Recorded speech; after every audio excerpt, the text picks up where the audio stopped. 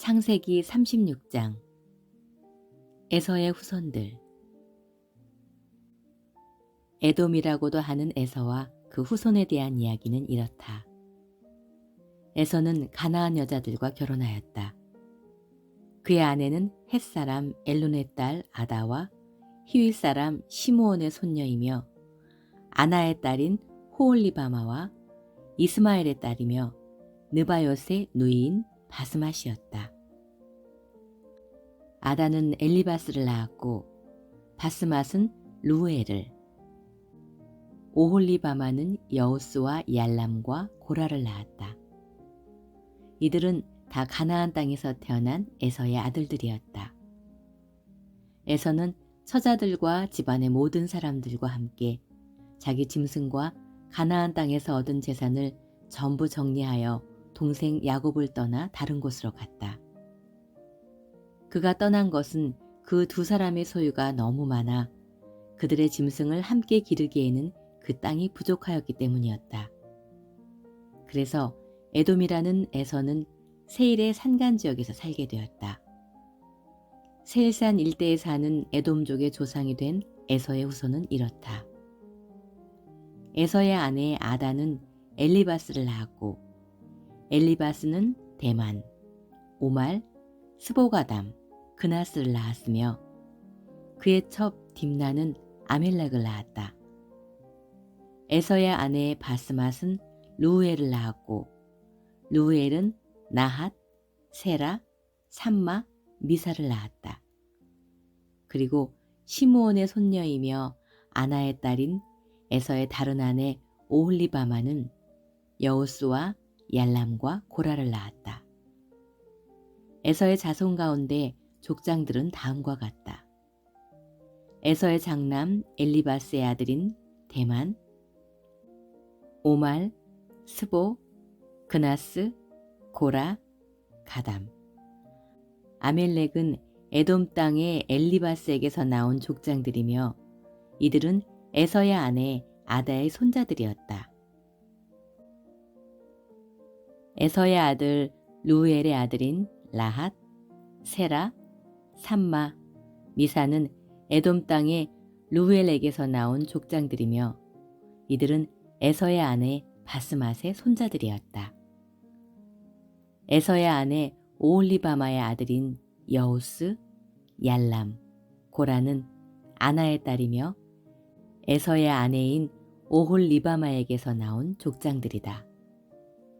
이상은 에돔이라고 하는 에서의 자손들로서 족장이 된 사람들이다. 세일의 자손들. 그 땅의 원주민인 호리족 세일의 아들은 로단, 소말, 시므온, 아나, 디손, 에셀, 디산인데 이들은 에돔 땅에 있는 세일의 자손 중에서 호리족의 족장들이었다. 그리고 로단의 아들은 호리와 헤맘이고 로단의 누이는 딥나이며 소발의 아들은 알완, 마나핫, 에발스보, 오남이다. 시므온의 아들은 아야와 아나이며 이 아나는 자기 아버지의 나귀를 먹이다가 광야에서 온천을 발견한 자이다.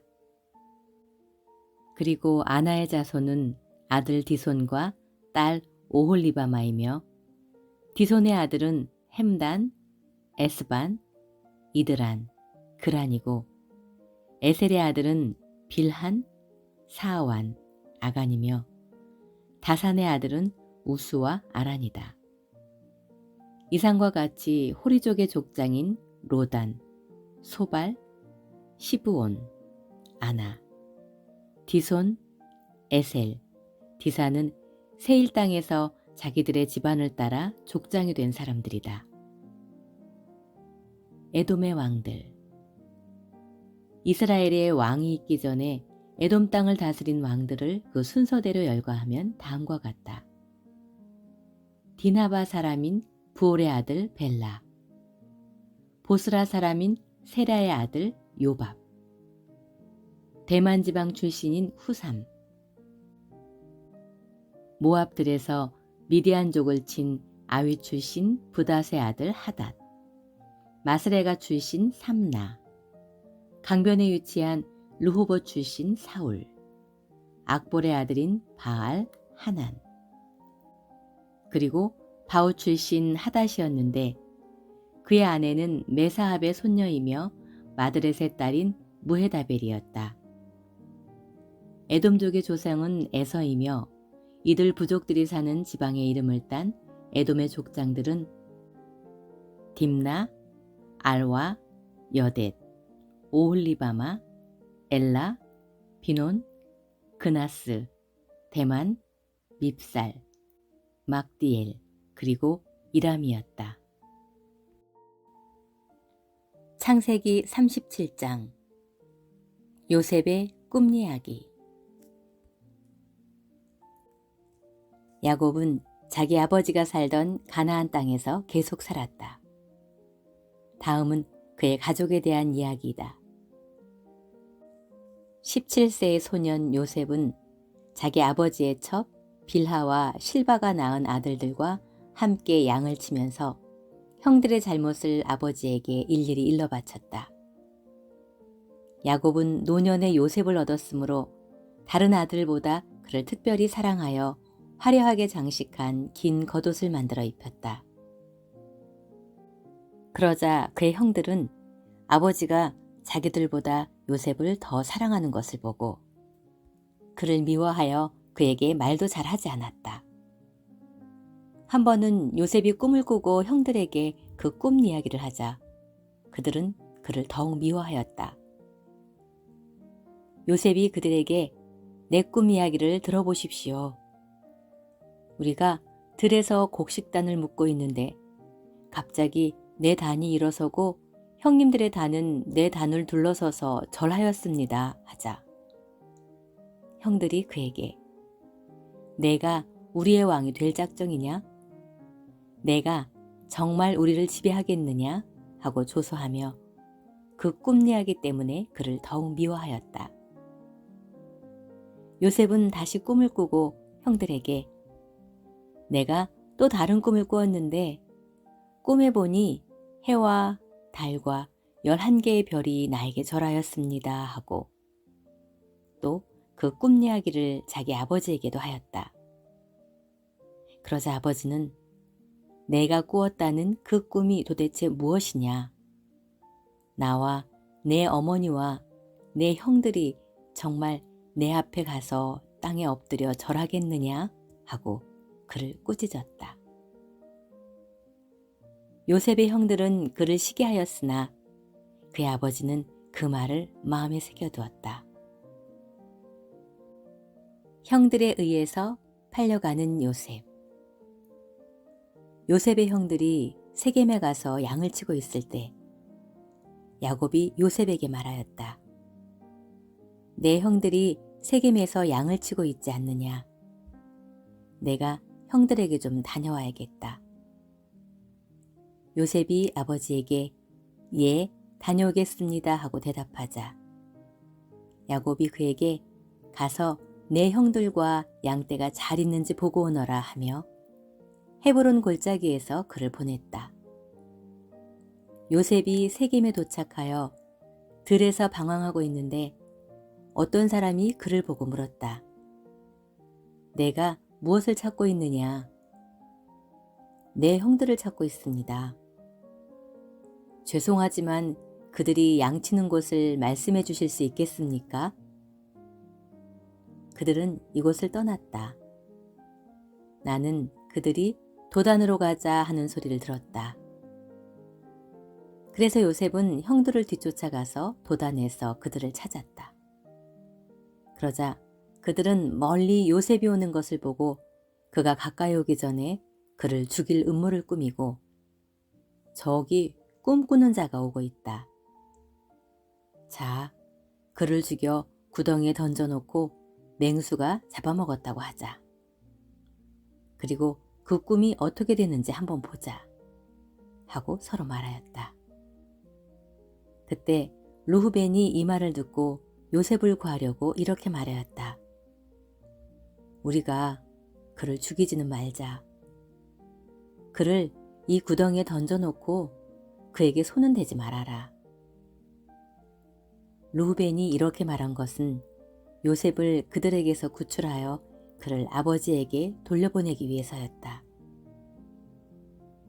요셉이 형들에게 이르자 그들은 화려하게 장식한 요셉의 긴 옷을 벗기고 그를 구덩이에 던져 넣었는데 그 구덩이는 물이 없고 텅 비어 있었다. 그들이 앉아서 음식을 먹다가 눈을 들어보니 이스마엘족의 대상들이 길르앗으로 오고 있었다. 그들은 낙타에 향품과 유향과 몰약을 싣고 이집트로 내려가는 중이었다. 이때 유다가 자기 형제들에게 우리가 우리 동생을 죽이고 그 사실을 숨긴들 무슨 유익이 있겠느냐. 자, 그를 이스마엘 사람들에게 팔아넘기고 그에게서 손을 대지 말자. 그도 우리와 살과 피를 나눈 우리의 형제이다 하자. 그의 형제들이 그의 말에 동의하였다. 미디안 상인들이 지나갈 때 그들은 요셉을 구덩이에서 끌어올려 은화 20개를 받고 그를 이스마엘 사람들에게 팔았다. 그러자 그 대상들은 요셉을 데리고 이집트로 갔다. 르후벤이 그 구덩이에 돌아와 보니 거기에 요셉이 없었다. 그래서 그는 자기 옷을 찢고 자기 형제들에게 돌아와 애가 없어지고 말았다. 이제 나는 어디로 가야 한단 말이냐 하고 슬퍼하였다. 그들은 염소를 죽이고 요셉의 옷을 가져다가 그 피에 적셔 그것을 아버지에게 갖다 드리며 우리가 이것을 주었는데 요셉의 옷인지 보십시오 하였다. 그러자 그는 그것을 알아보고 이것은 내 아들의 옷이다. 맹수가 그를 잡아먹었구나. 내 아들 요셉은 찢겨 죽은 것이 틀림없다 하고 통곡하며 자기 옷을 찢고 허리에 굵은 산배를 둘고 오랫동안 아들의 죽음을 슬퍼하였다. 그의 모든 자녀들이 그를 위로하였으나 아무 소용이 없었다. 그는 내가 슬퍼하다가 저 세상에 있는 내 아들에게 가겠다 하고 계속 아들의 죽음을 슬퍼하며 울었다. 한편 미디안 사람들은 이집트에서 바로의 신하이며 경호대장인 보디발에게 요셉을 팔았다. 창세기 38장 유다와 다말. 그 후에 유다는 형제들을 떠나 아둘람 사람 히라에게 가서 그와 함께 머물러 있었다. 거기서 유다는 가나안 사람 수아의 딸을 만나 그녀와 결혼하였다. 그녀가 임신하여 아들을 낳자 유다는 그의 이름을 엘이라고 지었다. 그녀는 다시 임신하여 아들을 낳고 그 이름을 오난이라고 하였으며 또 다른 아들을 낳아 그 이름을 셀라라고 하였다. 그녀가 셀라를 낳을 때 유다는 거십에 있었다.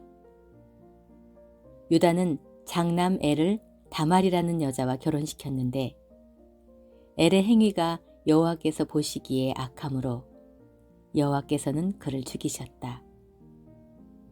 그래서 유다는 오난에게 내 형수와 잠자리를 같이 하여 내 형을 위해 자식을 낳아주는 시동생의 의무를 다하라 하였다.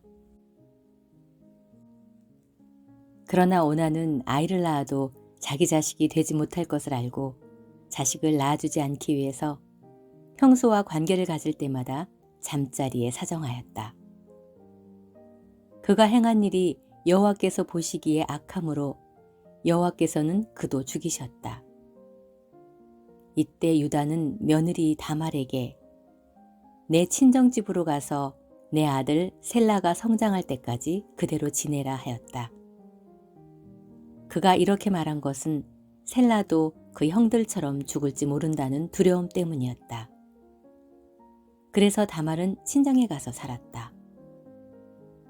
얼마 후에 수아의 딸인 유다의 아내가 죽었다. 유다는 어느 정도 마음의 위안을 되찾은 다음에 친구인 아둘람 사람 히라와 함께 자기 양떼의 털을 깎는 자들이 있는 딥나로 올라갔다. 이때 다말은 자기 시아버지가 양털을 깎으려고 딥나로 올라오고 있다는 말을 듣게 되었다. 그래서 그녀는 과부의 옷을 벗고 면사포로 얼굴을 가린 채 딥나로 가는 길 옆 에나임 입구에 앉아 있었다. 이것은 셀라가 성장했는데도 그와 결혼시켜주지 않았기 때문이었다. 그녀가 얼굴을 가렸으므로 유다는 그녀를 창녀로 생각하였다. 유다는 그녀가 자기 며느리인 줄도 모르고 길 옆에 앉아있는 그녀에게 다가가서 말하였다. 너와 쉬었다 가겠다. 얼마를 주시겠습니까? 염소 새끼 한 마리를 보내주겠다. 좋습니다. 그 염소를 보낼 때까지 담보물을 잡히시겠습니까? 담보물을 무엇을 주면 좋겠느냐? 끈 달린 당신의 그 도장과 당신이 들고 있는 그 지팡이를 나에게 주십시오. 그래서 유다는 그것들을 주고 그녀와 함께 잠자리에 들었으며 그녀는 그를 통해서 임신하게 되었다. 그러고서 다말은 집으로 가서 면사포를 벗고 과부의 옷을 다시 입었다. 유다는 자기 친구인 아둘렘 사람 히라에게 부탁하여 염소 새끼를 그 여자에게 보내고 그가 담보물로 맡긴 물건을 찾아오라고 하였다. 그러나 그는 그 여자를 찾지 못하였다. 그가 에나임에 있는 사람들에게 길가에 있던 창녀가 어디 있습니까? 하고 묻자 그들이 이곳에는 창녀가 없습니다 하고 대답하였다.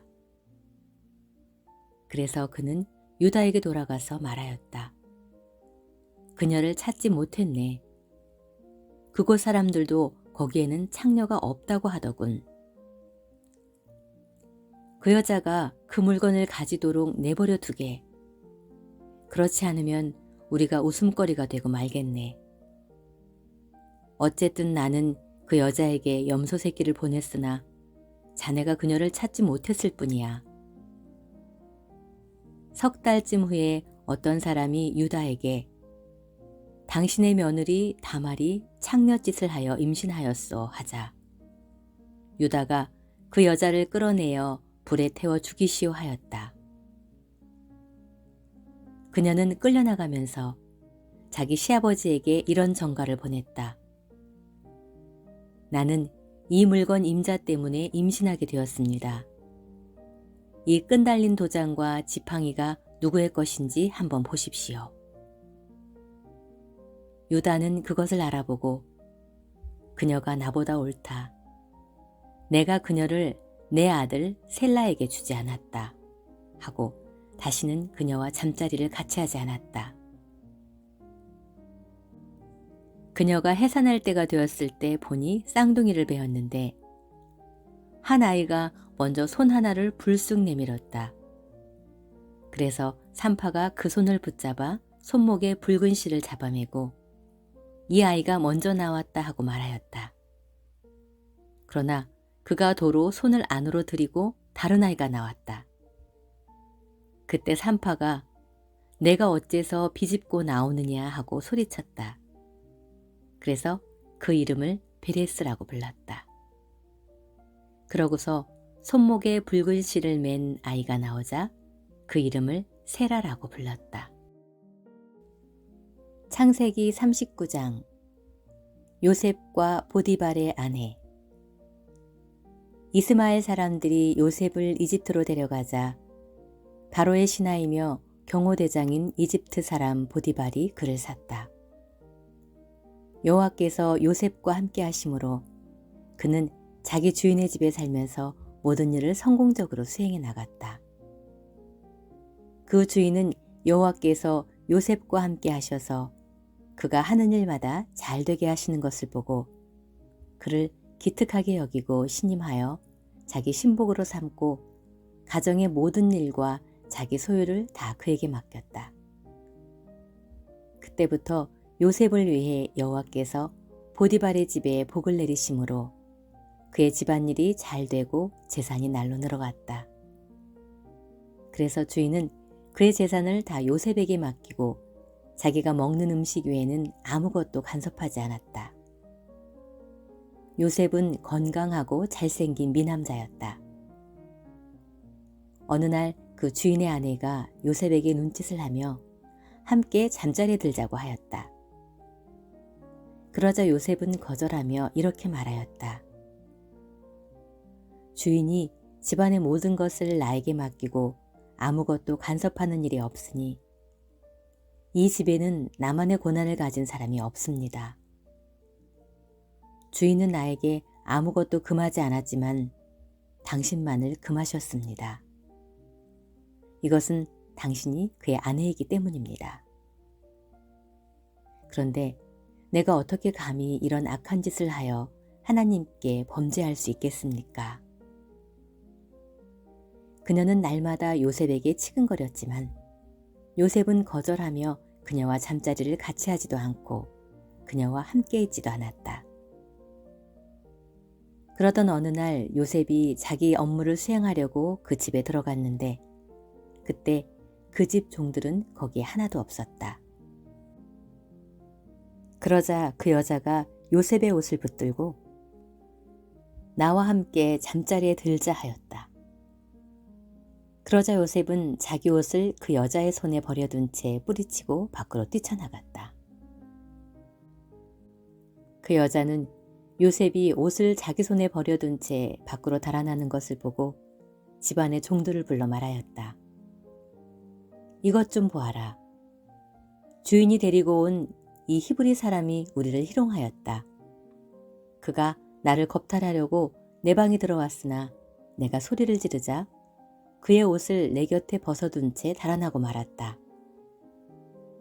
그 여자는 요셉의 옷을 보관하고 있다가 주인이 집으로 돌아왔을 때 그에게 이렇게 말하였다.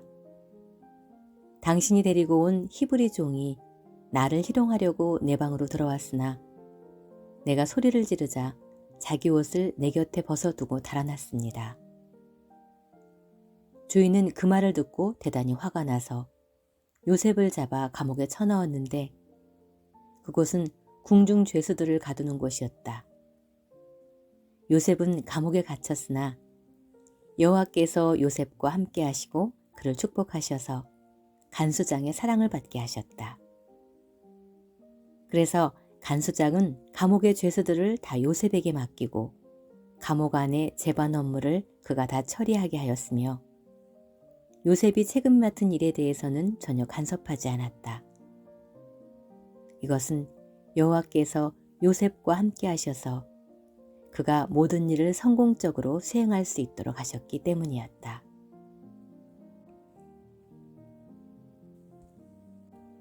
창세기 40장 두 신하의 꿈을 해석하는 요셉. 얼마 후에 이집트 왕의 수를 따르는 신하와 빵 굽는 신하가 자기 주인인 이집트 왕에게 범죄하였다. 그래서 바로는 그 두 신하에게 분노하여 그들을 경호대장의 집 안에 있는 감옥에 가두었는데 그곳은 요셉이 갇혀 있는 곳이었다. 그리고 경호대장은 그들을 요셉에게 맡겨 요셉이 그들을 보살피도록 하였다. 그들이 갇힌 지 상당한 시간이 지난 어느 날 이집트 왕의 수를 따르는 신하와 빵 굽는 신하가 같은 날 밤에 서로 다른 꿈을 꾸었다.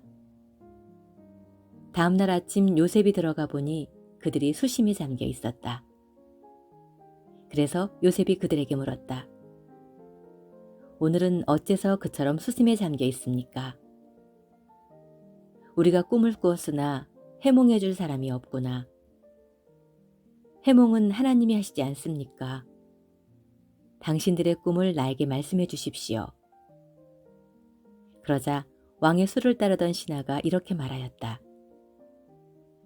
내가 꿈에 보니 내 앞에 포도나무가 있는데 그 나무에 세 가지가 있고 그것이 싹이 나자마자 꽃이 피고 포도송이가 달려 곧 익었다.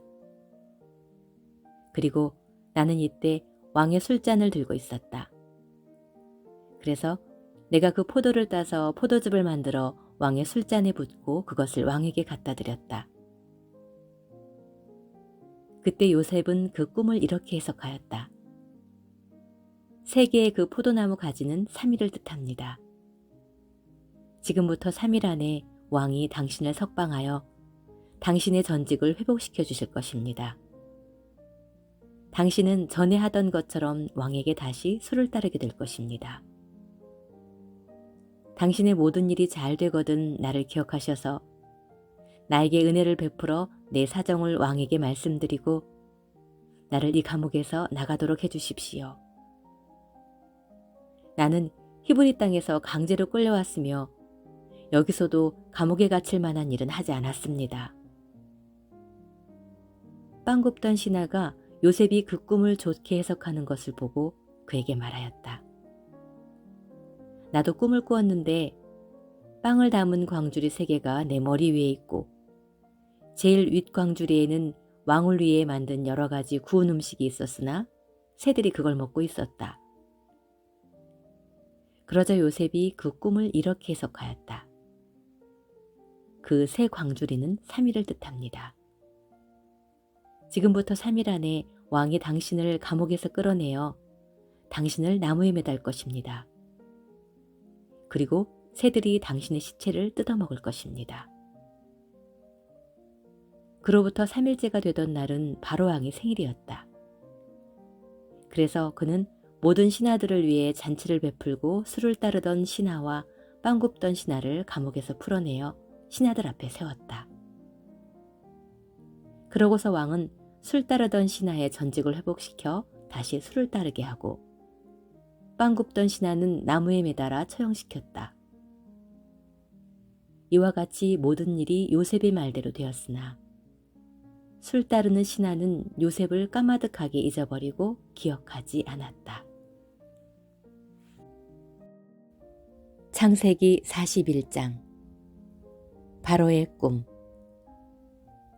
그로부터 만 2년이 지난 후에 바로가 꿈을 꾸었다. 그가 나일강가에 서서 보니 건강하고 살찐 암소 7마리가 강에서 올라와 풀을 뜯어먹고 있었다. 그 뒤에 흉측하고 뼈만 앙상하게 남은 다른 7마리의 암소가 강에서 올라와 먼저 나온 소들과 함께 강변에 섰는데 그 흉측하고 깡마른 소들이 건강하고 살찐 소들을 먹어버렸다. 그러고서 바로는 꿈에서 깨어났다. 그는 다시 잠이 들어 2번째 꿈을 꾸었는데 줄기 하나에 무성하고 알찬 7 이삭이 나오고 그 후에 사막의 바람이 말라붙어 쭉정이가 된 다른 7 이삭이 그 줄기에서 나와 먼저 나온 무성하고 알찬 7 이삭을 삼켜버렸다. 그러고서 바로가 깨어보니 그것이 꿈이었다.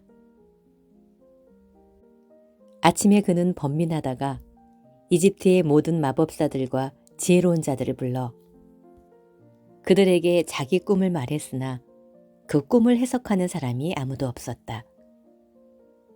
그러자 술 따르는 신하가 바로에게 말하였다. 내가 오늘 비로소 내 잘못을 기억합니다.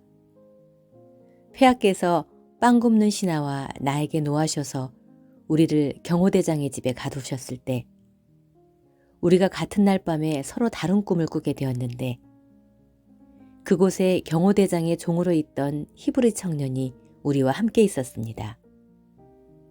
그래서 우리가 그에게 우리 꿈 이야기를 했더니 그가 우리 꿈을 각각 해석해 주었습니다. 결국 그의 해몽대로 나는 복직이 되고 빵 굽는 신하는 나무에 달려 처형되었습니다. 바로가 요셉을 데려오라고 사람을 보내자 그들이 급히 그를 감옥에서 데려왔다.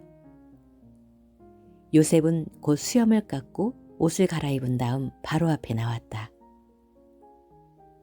이때 바로가 요셉에게 내가 꿈을 꾸었는데 그것을 해석해 줄 사람이 아무도 없다. 그러나 나는 내가 꿈을 잘 해석한다는 말을 들었다. 하고 말하였다. 그래서 요셉은 나는 할 수 없지만 하나님이 왕께서 그 꿈의 뜻을 말씀해 주실 것입니다 하고 대답하였다. 그러자 바로가 요셉에게 말하였다. 내가 꿈의 나일강가에 서서 보니 건강하고 살찐 암소 7마리가 강에서 올라와 풀을 뜯어먹고 있었다. 그 뒤에 흉측하고 뼈만 앙상하게 남은 다른 7마리의 암소가 강에서 올라왔는데 그것들은 내가 이집트의 그 어느 곳에서도 보지 못한 아주 흉측한 소들이었다. 그 흉측하고 깡마른 소들이 먼저 올라온 살찐 소들을 먹었으나 먹은 것 같지 않아 여전히 흉측하기만 보였다. 그러고서 내가 꿈에서 깨어났다. 잠시 후 다시 나는 잠이 들었는데 꿈에 보니 줄기 하나에 무성하고 알찬 7이삭이 나오고 그 후에 사막의 바람에 말라붙어 쭉정이가 된 다른 7이삭이 그 줄기에서 나와 먼저 나온 무성하고 알찬 7이삭을 삼켜버렸다. 내가 그 꿈을 마법새들에게 말했으나 그것을 설명하는 자가 아무도 없었다. 그러자 요셉이 바로에게 말하였다. 그 2가지 꿈은 한 가지 일을 뜻합니다. 하나님이 앞으로 일어날 일을 왕에게 보이신 것입니다. 7마리의 살찐 소는 7년을 가리키며 7개의 알찬 이삭도 7년을 말합니다. 그래서 그 꿈은 동일한 것입니다. 그 후에 올라온 여위고 흉측한 소도 7년을 가리키며 사막의 바람에 말라붙어 쭉정이가 된 그 7이삭은 7년 동안의 기근을 뜻합니다.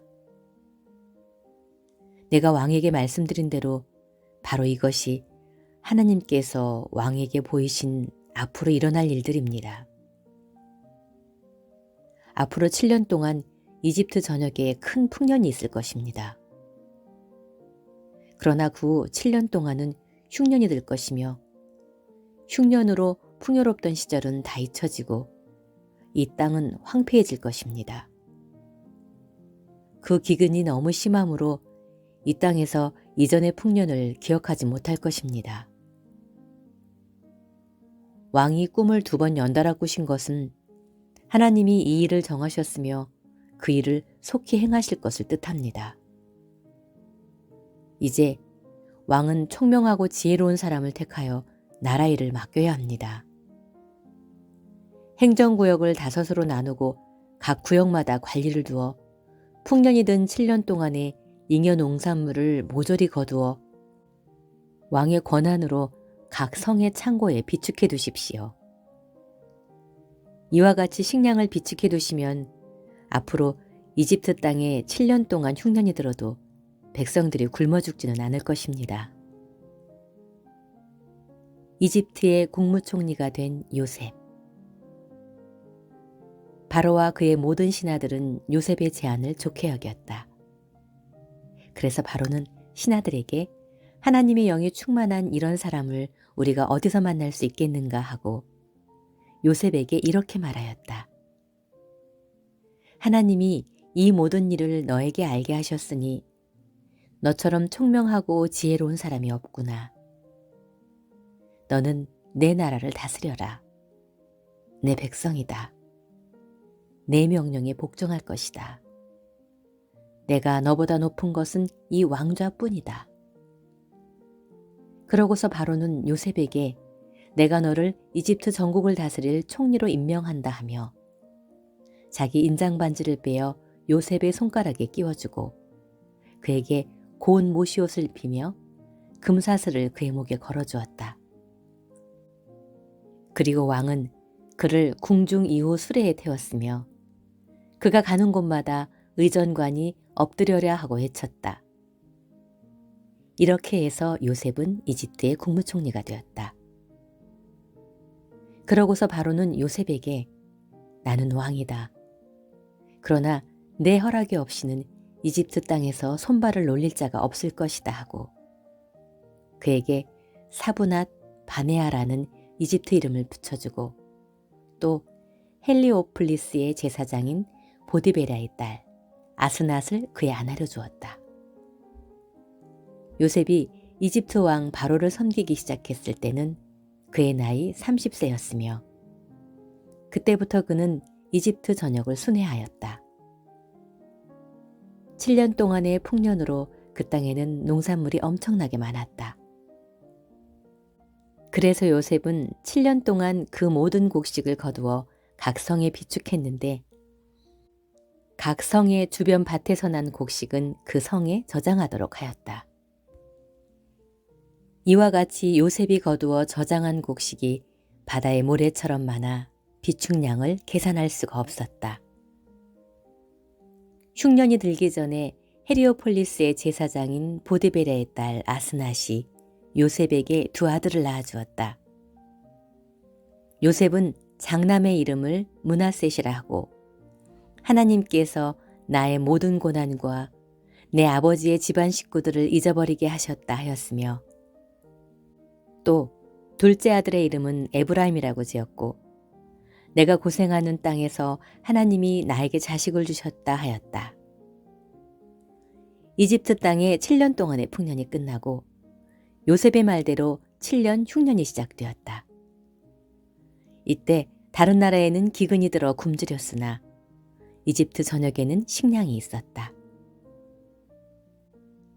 그러나 이집트에도 서서히 기근이 찾아들자 백성들은 바로에게 식량을 달라고 부르짖었다.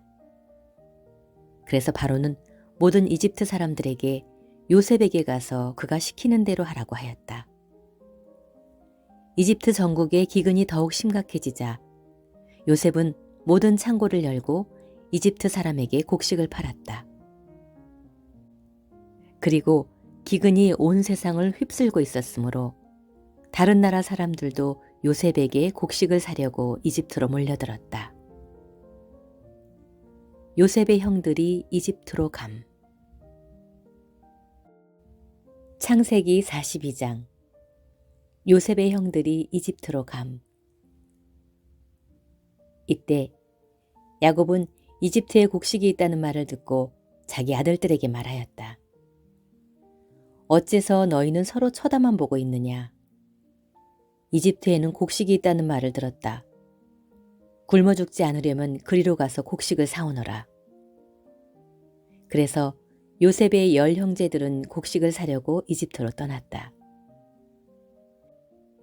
그러나 야곱은 요셉의 동생 베냐민을 그들과 함께 보내지 않았다. 이것은 베냐민에게 어떤 일이 일어날지도 모른다는 두려움 때문이었다. 가나안 땅에도 기근이 밀어닥쳤으므로 야곱의 아들들은 곡식을 사러 가는 다른 사람들 틈에 끼어 이집트에 도착하였다.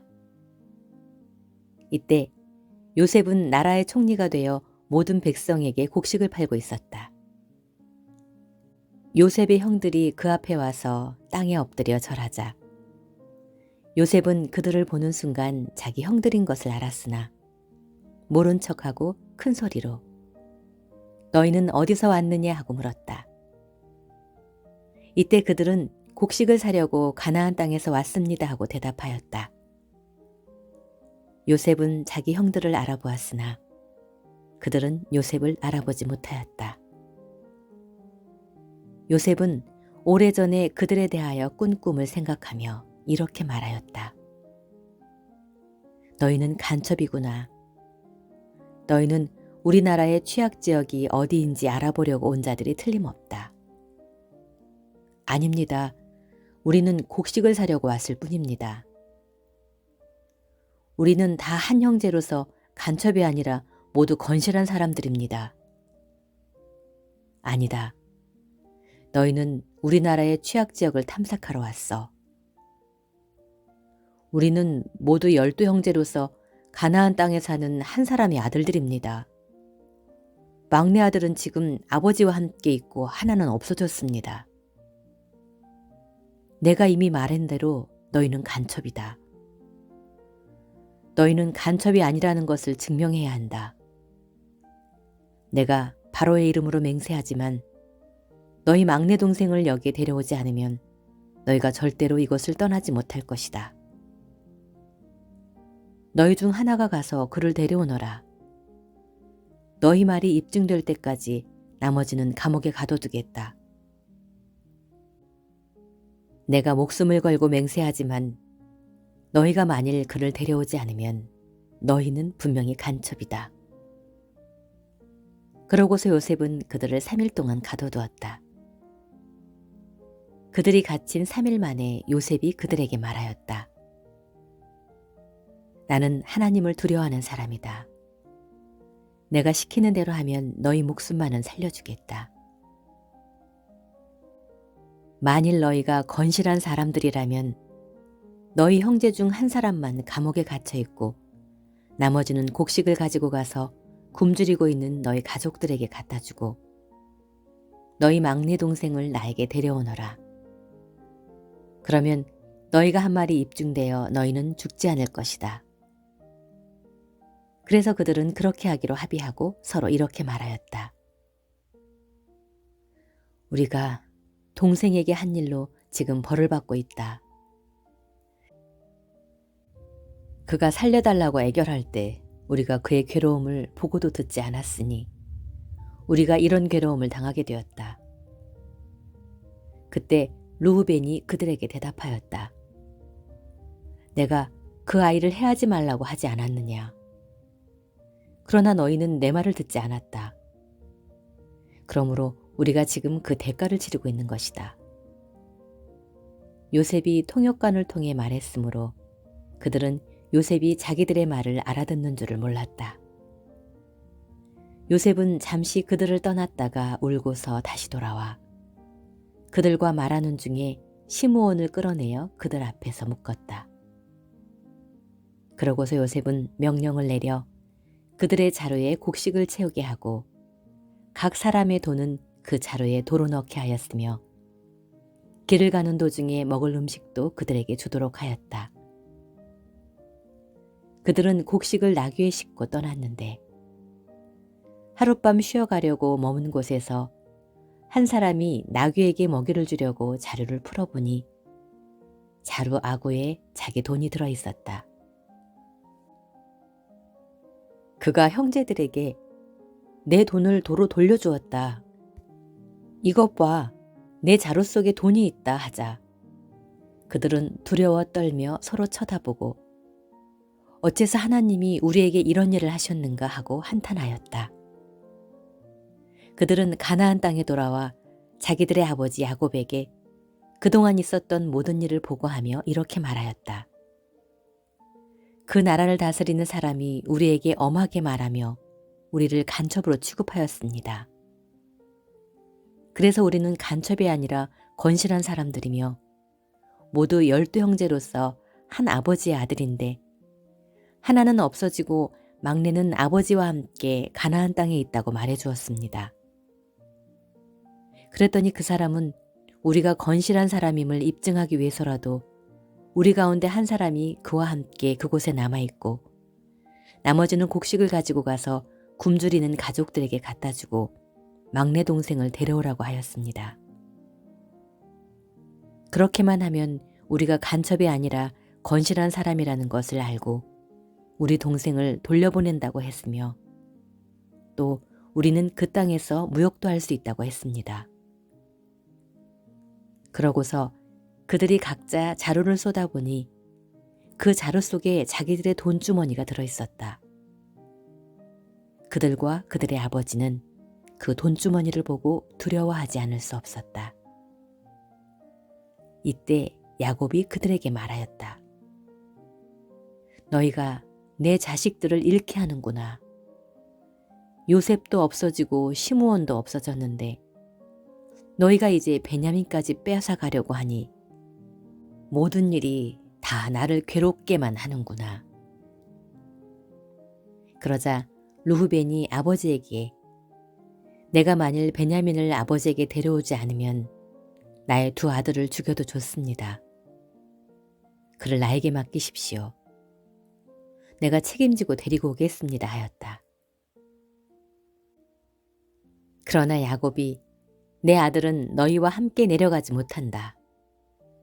그의 형은 죽었고 그만 남았는데 만일 너희가 그를 데리고 가는 도중에 그에게 무슨 일이라도 일어난다면 너희는 백발이 된 나를 슬픔 가운데서 무덤으로 내려보내는 자들이 될 것이다 하였다. 창세기 43장.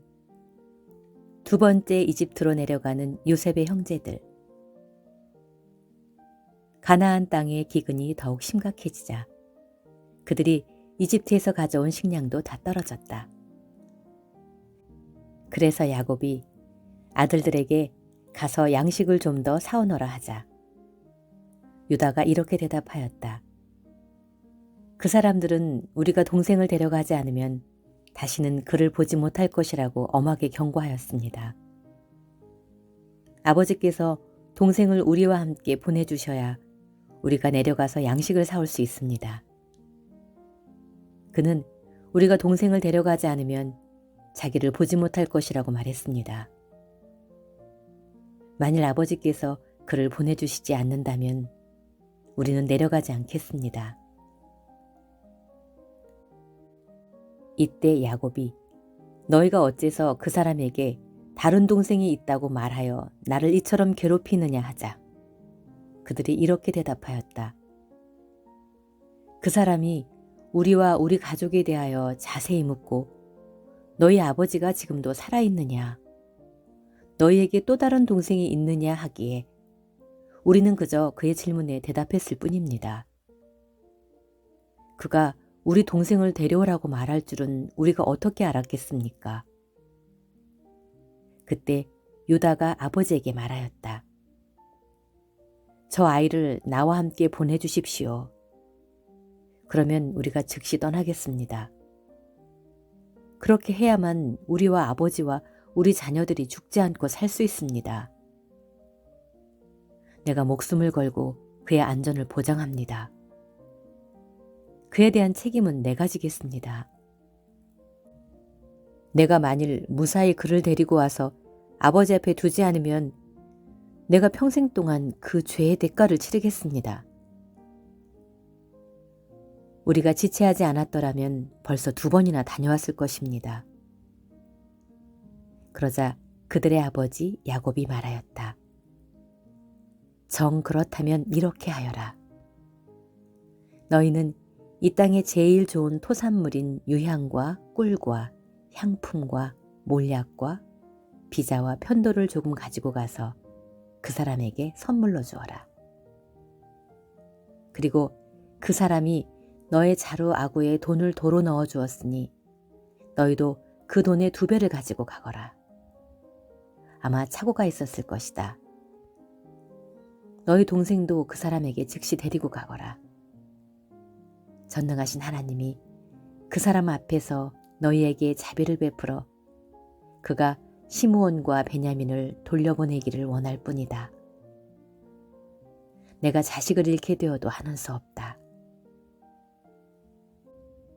그래서 그들은 선물과 전에 가지고 간 돈의 2배를 가지고 베냐민과 함께 이집트로 내려갔다. 그들이 요셉 앞에 서자 요셉은 베냐민이 그들과 함께 있는 것을 보고 자기 집안일을 맡은 하인에게 이 사람들을 내 집으로 안내하고 짐승을 잡아 식사를 준비하라. 이들이 정오에 나와 함께 식사를 할 것이다 하고 말하였다. 그래서 그 사람은 요셉이 시키는 대로 그들을 요셉의 집으로 안내하였다. 그러자 그들은 두려워하며 지난번에 우리 자루에 들어있던 그 돈 때문에 우리가 여기에 끌려왔다. 그가 우리를 치고 달려들어 우리 나귀를 빼앗고 우리를 노예 삼으려고 하는 것이 틀림없다 하고 그 집 문 앞에서 요셉의 집안일을 맡은 하인에게 말하였다. 우리가 지난번 이곳에 왔다가 양식을 사가지고 돌아가는 길에 하룻밤을 보내려고 머문 곳에서 자루를 풀어보니 우리 돈이 각자의 자루아고에 그대로 있었다. 그래서 우리가 그 돈을 가지고 왔으며 또 양식을 살 다른 돈도 가지고 왔습니다. 우리는 누가 그 돈을 우리 자루에 넣었는지 모릅니다. 그때 하인이 대답하였다. 안심하십시오. 두려워하지 마시오.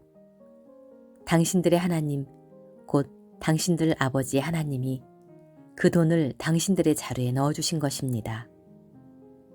나는 이미 당신들의 돈을 받았습니다.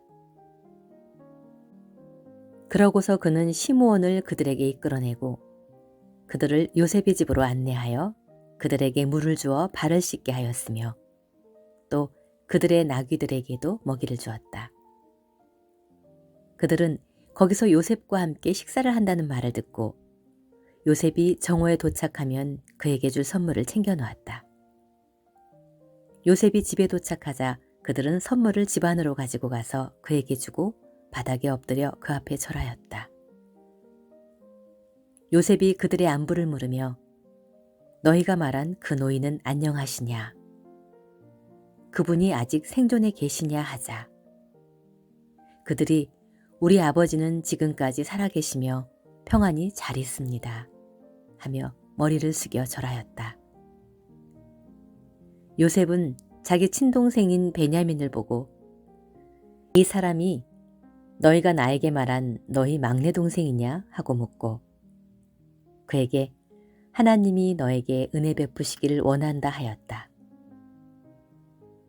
요셉은 자기 동생을 보고 가슴이 미어지는 것 같아서 급히 밖으로 뛰어나가 울 곳을 찾다가 자기 안방으로 들어가서 실컷 울었다.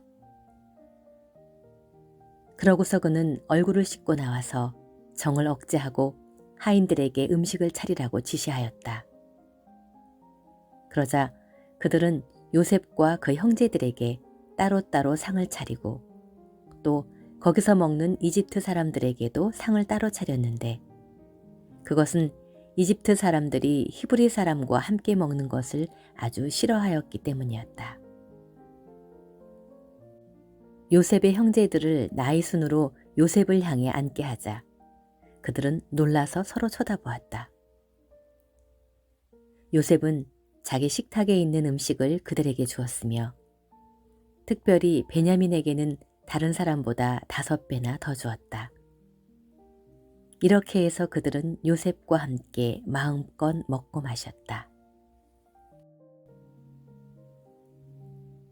창세기 44장 자루 속에 든 은잔. 요셉은 자기 집안일을 맡은 하인에게 이렇게 지시하였다. 너는 각 사람의 자루에 가져갈 수 있는 만큼 양식을 채우고 각자의 돈도 그 자루에 넣어라. 그리고 제일 막내 동생의 자루에는 내 은잔을 넣고 그의 곡식값도 함께 넣어주어라. 그래서 그는 요셉이 시키는 대로 하고 아침 일찍 나귀를 태워 그들을 보냈다. 그들이 성에서 나가 얼마 가지 않았을 때 요셉이 자기 하인들에게 말하였다. 그 사람들을 급히 뒤쫓아가서 그들에게 어째서 너희가 선을 악으로 갚느냐? 너희가 무엇 때문에 내 주인이 가지고 술을 마시며 점치는 데 사용하는 은잔을 훔쳐갔느냐? 너희는 정말 악한 짓을 하였다고 말하라. 그 하인이 그들을 뒤쫓아가서 그대로 말하자 그들이 이렇게 대답하였다. 어째서 이런 말씀을 하십니까? 우리는 절대로 그런 짓을 하지 않았습니다. 우리 자루에 들어있던 돈도 우리가 가나안 땅에서 당신에게 가져갔는데 무엇 때문에 우리가 당신 주인의 집에서 은금을 도둑질하겠습니까? 우리 중에 누구든지 그것을 가진 자가 발견되면 그를 죽이십시오. 그리고 나머지는 당신의 종이 되겠습니다. 그때 그는 좋소. 그렇다면 당신들의 말대로 하겠소. 누가 그 은잔을 훔쳤든지 그 사람만 내 종이 될 것이며 나머지는 아무 죄가 없을 것이요 하였다. 그래서 그들이 각자 자루를 급히 땅에 내려 그것을 풀어놓자 그 하인이 장남부터 시작해서 막내 동생에게 이르기까지 나의 순으로 샅샅이 뒤졌는데 그 잔이 베냐민의 자루에서 발견되었다. 이것을 본 형제들은 옷을 찢고 슬퍼하며 각자 짐을 나귀에 싣고 성으로 되돌아왔다. 유다와 그의 형제들이 요셉의 집에 이르렀을 때 요셉은 집에 그대로 있었다. 그들이 땅에 엎드려 그 앞에 절하자 요셉이 그에게 말하였다. 너희가 어째서 이런 짓을 하였느냐? 나 같은 사람은 점으로 범인을 찾아낼 수 있다는 것을 몰랐느냐? 이때 유다가 대답하였다. 우리가 총리께 무슨 말을 할 수 있겠습니까? 우리가 무슨 변명을 하며 어떻게 우리의 무죄를 입증할 수 있겠습니까? 하나님이 우리 죄를 드러내셨으니 이제 우리와 이 잔이 발견된 자가 다 당신의 종이 되겠습니다. 그러자 요셉이 내가 그렇게 하지 않겠다. 잔을 훔쳐간 자만 내 종이 될 것이며 너희는 너희 아버지에게 평안히 돌아가거라 하자. 유다가 그에게 가까이 가서 말하였다. 총리께 한 말씀만 드리겠습니다. 제발 저에게 노하지 마십시오. 총리께서는 왕과 다름이 없습니다. 전에 총리께서 우리에게 너희는 아버지나 다른 형제가 있느냐 하고 물으셨습니다. 그래서 우리에게는 나이 많은 아버지가 계시고 또 아버지가 노년에 낳은 어린 동생이 있는데 그의 형은 죽었고 그의 어머니가 낳은 아들 중에서 그만 남았으므로 아버지가 그를 무척 사랑합니다 하고 대답하였습니다. 그때 총리께서는 우리에게 그 아이를 데리고 와서 대면하게 하라고 하셨으므로 우리는 그 아이가 아버지를 떠날 수 없으며 만일 떠나게 되면 아버지가 죽게 될 것이라고 대답하였습니다. 그러나 총리께서는 우리에게 너희 막내 동생을 데려오지 않으면 너희가 다시는 나를 보지 못할 것이다 라고 하셨습니다. 그래서 우리가 우리 아버지에게 돌아가서 총리께서 하신 말씀을 그대로 전했습니다. 그 후에 우리 아버지가 다시 가서 양식을 좀 사오라고 하셨을 때 우리는 이렇게 대답하였습니다. 우리가 내려갈 수 없습니다. 막내 동생을 우리와 함께 가게 해주시면 우리가 내려가겠습니다. 그러나 막내 동생과 함께 가지 않으면 우리는 그 사람을 볼 수가 없습니다. 그때 아버지께서 이렇게 말씀하셨습니다. 너희도 알겠지만 내 아내 라헬은 나에게 두 아들만 낳아주었다. 그런데 하나는 나를 떠났으며 맹수에게 찢겨 죽은 것이 틀림없다.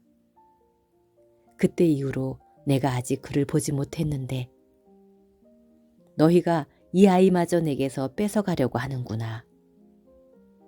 만일 그에게 무슨 일이 일어나게 되면 너희는 백발이 된 나를 슬픔 가운데서 무덤으로 내려보내는 자들이 될 것이다. 아버지의 생명이 이 아이에게 달려있는데 우리가 아버지에게 돌아갈 때 만일 이 아이가 우리와 같이 가지 않으면 아이가 없는 것을 보고 아버지가 죽게 될 것입니다. 이렇게 되면 백발이 된 아버지를 우리가 죽이는 셈이 됩니다. 게다가 나는 아버지에게 목숨을 걸고 이 아이의 안전을 보장하며 만일 이 아이를 아버지에게 데리고 돌아오지 않으면 내가 평생 동안 그 죄의 대가를 치르겠습니다 하고 약속했습니다. 이 아이 대신 내가 총리의 종이 되어 여기에 머물러 있겠습니다.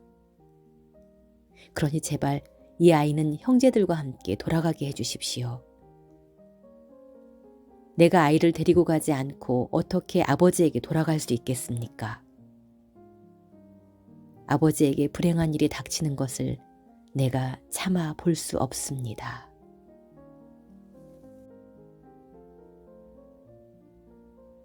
창세기 45장. 형제들에게 자기를 알리는 요셉. 요셉은 하인들 앞에서 더 이상 정을 억제할 수가 없어 큰 소리로 명령하여 모든 하인들을 물러가게 하고 형제들에게 자기가 누구라는 것을 알렸는데 그때 그곳에는 자기 형제들 외에 아무도 없었다.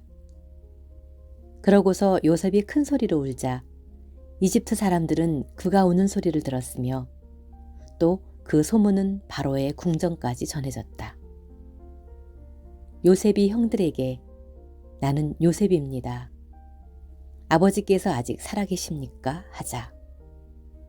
형들은 그 말을 듣고 너무 놀라 대답을 하지 못하였다. 그때 요셉이 형들에게 나에게 가까이 오십시오 하자. 그들이 가까이 다가갔다. 그래서 요셉이 그들에게 이렇게 말하였다. 나는 형님들이 이집트에 판 동생 요셉입니다. 형님들이 나를 이곳에 팔았다고 근심하거나 한탄하지 마십시오. 하나님께서 우리 가족을 구하시려고 나를 형님보다 먼저 이곳에 보내셨습니다. 이 땅에 2년 동안 흉년이 들었지만 앞으로도 5년 동안은 경작도 못하고 추수도 못할 것입니다. 하나님이 놀라운 방법으로 형님들을 구원하고 형님들과 형님들의 자손들이 살아남도록 하기 위해서 나를 형님보다 먼저 보내셨습니다. 그러므로 나를 이곳에 보내신 분은 형님들이 아니라 하나님이십니다. 하나님이 나를 바로의 고문관으로 삼으시고 또 그의 모든 권한을 나에게 맡겨 온 이집트를 다스리는 총리가 되게 하셨습니다.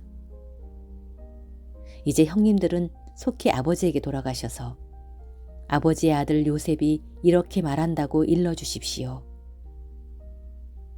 하나님이 나를 이집트의 총리로 삼으셨습니다. 지체하지 마시고 나에게 내려오십시오.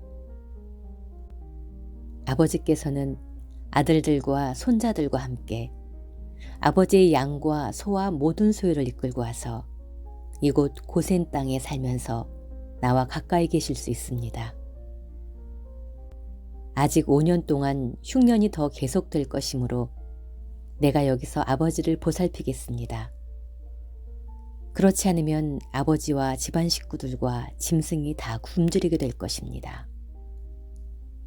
여러 형님들과 동생 베냐민도 내가 정말 요셉이라는 것을 보셨습니다.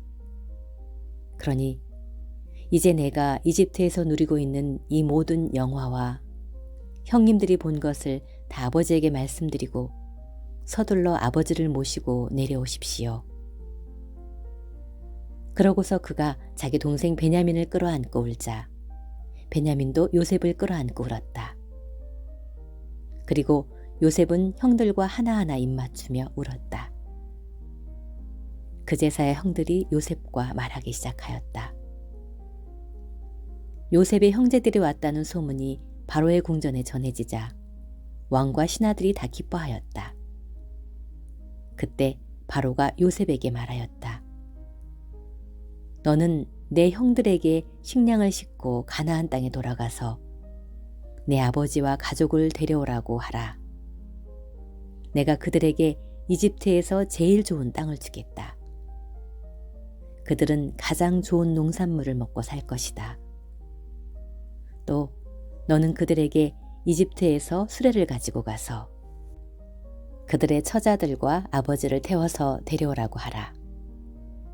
그들이 가져오지 못하는 물건에 대해서는 염려할 필요가 없다. 이집트의 제일 좋은 것이 다 그들의 것이 될 것이다. 야곱의 아들들이 그렇게 하기로 하자 요셉은 바로가 명령한 대로 그들에게 수레와 길에서 먹을 음식을 주고 또 그들에게 각각 옷 한 벌씩을 주었으며 베냐민에게는 은화 300개와 옷 5벌을 주었다. 그리고 그의 아버지에게는 순나귀 10마리에 이집트의 제일 좋은 물품을 싣고 또 암나귀 10마리에는 길에서 아버지에게 드릴 곡식과 빵과 음식을 실어 형들을 돌려보내며 형님들 길에서 다투지 마십시오 하였다. 그들이 이집트를 떠나 가나안 땅에 있는 아버지에게 가서 요셉이 아직 살아있습니다. 그가 이집트의 국무총리가 되었습니다 하자 야곱은 깜짝 놀라며 그들의 말을 믿지 않았다. 그러나 요셉이 말한 것을 다 말해주자 그는 요셉이 자기를 태우려고 보낸 수레를 보고 그제서야 정신을 차리며 이렇게 말하였다. 더 물어볼 필요도 없다. 내 아들 요셉이 지금까지 살아있다니. 내가 죽기 전에 가서 그를 봐야겠다.